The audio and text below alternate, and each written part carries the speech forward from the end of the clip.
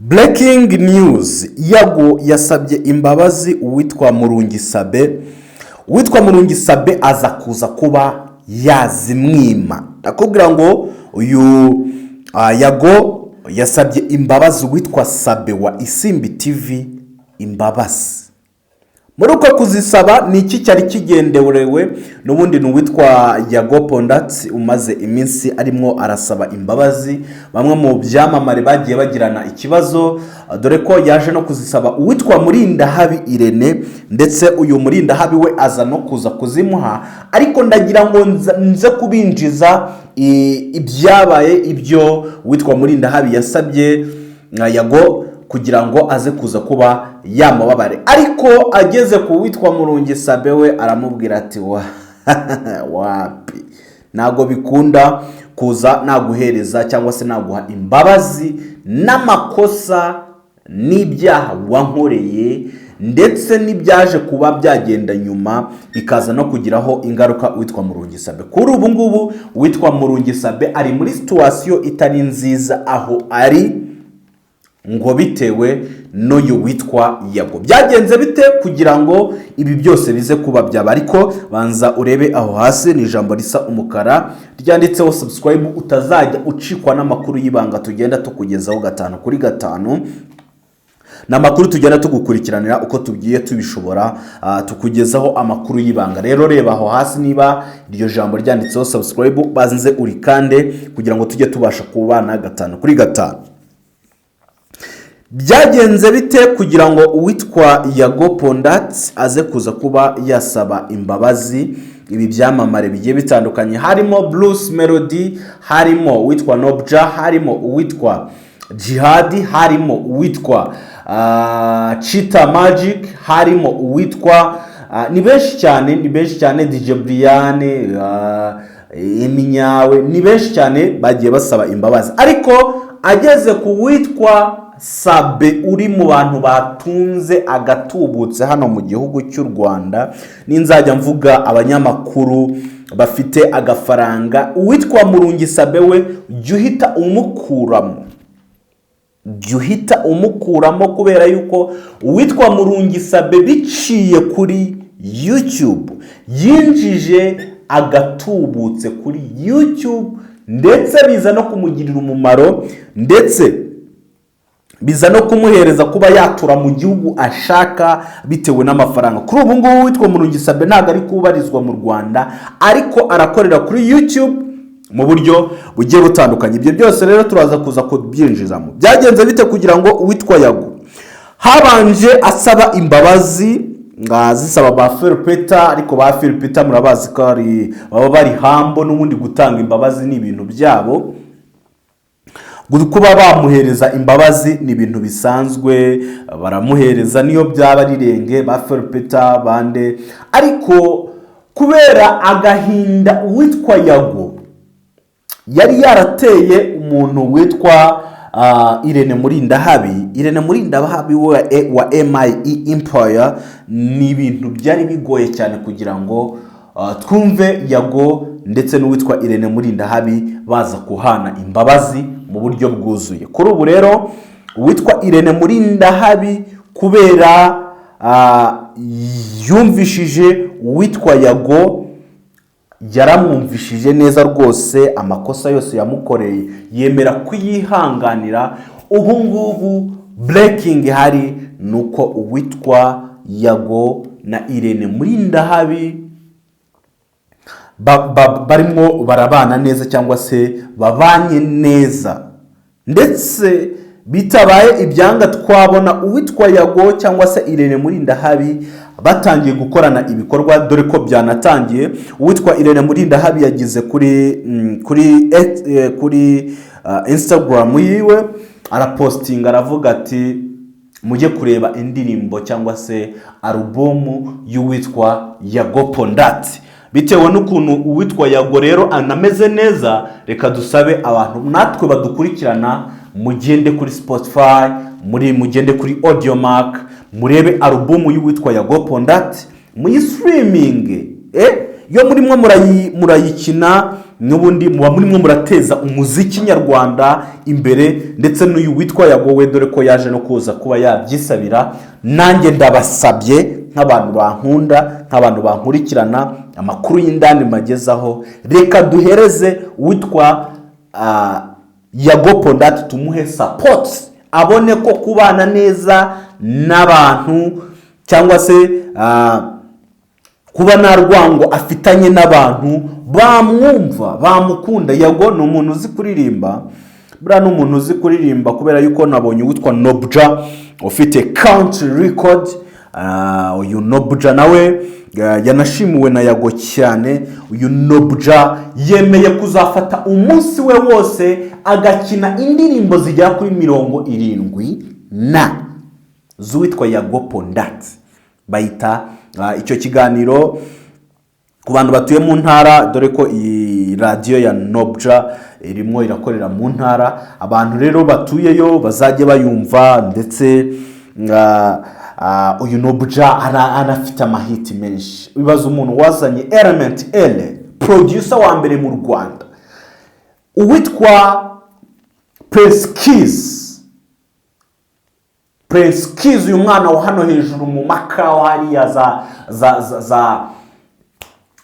ubura Prince Kiss no mu makawa hari hejuru, uciye mu gasyata ukazamuka, buriya rwose ngo nuwaho. Ndetse ubwo najyagayo baranambwiraga ati witwa uzadusurize uwitwa Prince Kiss, producer wa mbere mu Rwanda. Kuri ubu uwitwa Prince Kiss warakubwira ngo nihaye intego kuva nava muri country record, cyangwa se yabanje kuva muri country yerekeza muri 1EM55, ndetse aza no kongera kuba yashinga studio yiwe, ayishinga ahantu hepfa cyane.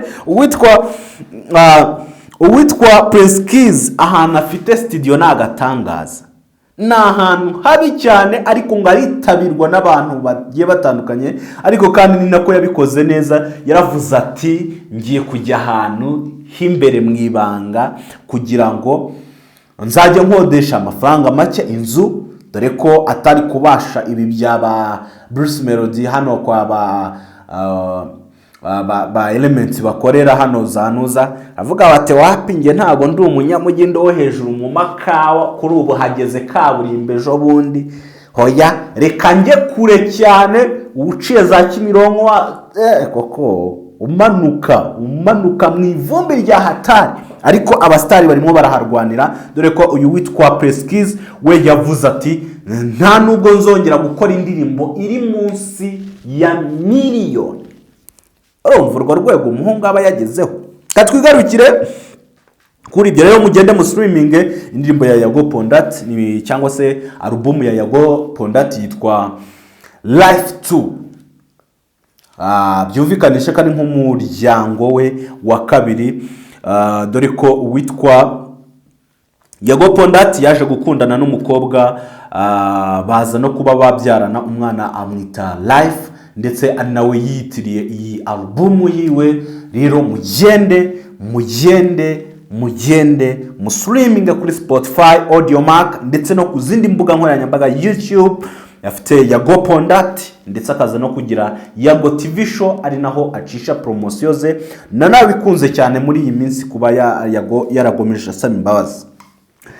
Rero wenda iki kiganiro kugira ngo kitaza kuba kirekire, ndaza kubakorera ikindi cya Irene muri ndahabi, uburyo byagenze kugira ngo aze kuza kuba yasaba imbabazi uyu Yago, aze no kuza kuba yazihabwa. Ibyo turaza kugikora mu kwacyo. Rero uwitwa Yago byagenze bite kugira ngo aze kuza kuba yasaba imbabazi uyu witwa Murungi Sabin wa Isimbi TV? Ese abenshi baribaza se nukubera iki uwitwa Yago yasabye imbabazi uwitwa Murungi Sabin ntaze kuba yazimuha? Ni iki cyabaye muri showbiz? Aho si rwango. Ariko ku ruhande rumwe uwitwa Murungi Sabin shobora kumwumva, ariko nanone kugira ngo ibibazo bikemuke muri showbiz, Yago niwe wabaye imbarutso yo kugaragaza showbiz dufite, ko abantu benshi bagirirana amashyari, abantu benshi batifurizanya ibyiza. Umwe yarebwa ikiganiro cyagira 100,000 ukumva undi yarakaye, bakajya barwanira batumirwa. Rero witwa Yago yaje kuza kuba yabigaragaza ku buryo bwuzuye, ariko reka nkubwire yuko witwa Yago Pundats, Yago for real, Yago TV show yasabye uwitwa Imbabazi Murungi Sabin aza kuba yazimwima. Byagenze bite? Yago yafashe iya mbere aravuga ati muri izi nkundwa zo gusaba imbabazi, burya kugirana ikibazo n'abantu bakomeye, kugirana ikibazo n'abantu bafite YouTube yujuje miliyoni, kuko witwa Murungi Sabin arimo umwe mu ba mbere mu kubiganiro bikorerwa kuri YouTube bujuje subscribers miliyoni. Congratulations Murungi Sabin, my brother, congratulations ku ntambwe nziza wateye, ndetse uri no guhereza barumuna ba twese tuba twifuza kuzagera kuri subscribe miliyoni. Ni ibintu biba ari byiza cyane. Rero Yago ubwo yakoraga za nkundura ze abantu bamwanga, wumva Yago ntazi kuririmba, Yago aravibura, Yago arajwigira, Yago biza kuba birebire, ribu iragira ikitangaza nyuma yuko yerekeje mu Bugande, avuga uti Yago ari kwitwara nabi ndetse yatorotse ubutabera. Witwa Minisitiri Utuma Twishima aza kuza kuvuga Yago, akavuga ati sureba bira bya big energy bishobora kuza kubamo byavamo ibindi bintu bitari byiza. Aza kuza kuba yabigaragaza. Ibyo bintu byose byagiye bibabaza uwitwa Yago, noneho yifatira ku gakanu bitewe n'ibibazo ngo bajyaga bagirana na Murungi Sabin. Yifatiye ku gakanu uwitwa Murungi Sabin agaragaza ububi bwe. Chano ya Isimbi TV iramanuka, ariko kubera ko Murungi Sabin atajya acika intege, aragumya arahatiriza. Ariko n'ubu turebye mu mibare usanga ko Isimbi TV yagabanutse kubera ububi bwe, cyangwa se ububi uwitwa Yago yagaragaje akantu ku kandi. Kubera ko uyu witwa Sabin ubwo yakoreshaga babadamu baza bakarira bakavuga uburyo ingo zabo zasenyutse zagira gute, yahembaga miliyoni 47. Umushahara we ku kwezi miliyoni 47. Iyo tugiye gukora ijanisha kuri YouTube uburyo ihemba twe tuba tubibona tukabibona, uyu Murungi Sabin yahembaga miliyoni 47. Amafaranga menshi cyane uwitwa Yago Pundats atigeze ageza, nubwo nawe yakabakabye muri miliyoni 27. Uyu witwa Yago yegeze kuza kuba yazihembwa kuri Yago TV show. Sibyo kuba atazibona, ariko uyu mushahara yarawufashe igihe kitari na gitoya. Uwitwa Murungi Sabin miliyoni 40 Uwitwa Irene muri ndahabi ubu ngubu ni umeze neza, ariko nawe ntabwo ari muri izo zose, ari muri 10 arazifata ku kwezi. Bano bahungu bafite ya YouTube meza cyane akunzwe mu gihugu baba bameze neza ku mafaranga rwose, baba bahagaze neza. Barubaka uwitwa muri ndahabi yuzuze etage Blacking. Witwa Irene muri ndahabi yujuje etage nziza cyane. Witwa Murungi Sabin mwabonye inzu yujuje ku Ruyenzi, ni ibikorwa byinshi afite, ariko inzu ye ni icyitegererezo. Ugeramo ukagira ngo ugeze kuri ya nyanja y'ibirahure bavuze muri Bible. Kubera ko urareba inzu ya Sabin ukirebamo ukibonamo ukavuga ati ni ahantu heza. Rero uwitwa Yago ubwo rero yegeraga Murungi Sabin akamusaba imbabazi, yahise amugaragariza ibintu bikomeye cyane, amubwira ati sinkubabarira. Ibyo bintu tuzaza bikarukaho gatanu ku kandi, ndabona minota inatujyanye ibaye 15 kandi ntabwo tuba twifuza kuyirenza.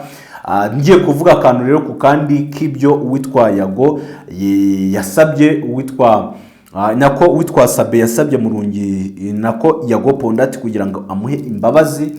Ni ibintu byinshi byarenza iyo minota.